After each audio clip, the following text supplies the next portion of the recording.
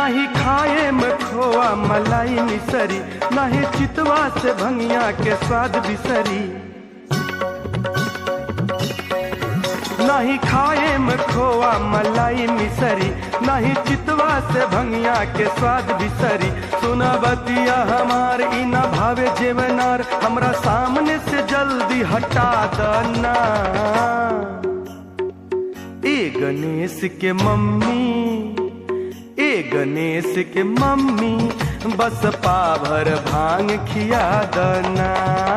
ए गणेश के पापा हमसे ई भांग पिसाई ना। ए गणेश के पापा हमसे ई भांग पिसाई ना।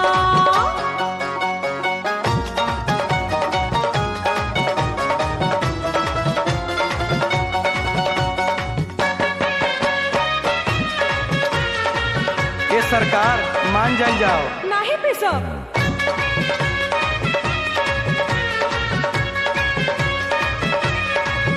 चाहे राजी होई चाहे होई नाराज, भंगिया पिसब ना सुनली रो आलाज। ओ चाहे राजी होई चाहे होई नाराज, भंगिया पिसब ना सुनली रो आलाज। जन करी आँख लाल करी हमरा बखायाल, भांग छोरी इतना समय न सोई ना। ए गणेश के पापा, ए गणेश के पापा हमसे ई भांग पिसाई ना। ए गणेश के पापा हमसे ई भांग पिसाई ना। ए गणेश के मम्मी, बस बाबर भांग खिया दना।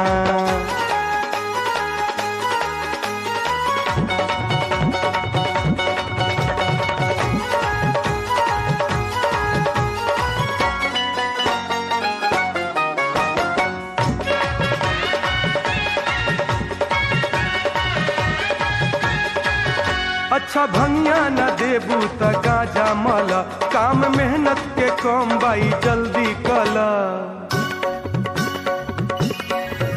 अच्छा भंगिया न देबू त गाजा मल, काम मेहनत के कम बाई जल्दी कला। खोज कहाँ बचिलम लेके आव मारी दम, बस 4 चिलम भर के थमा दना।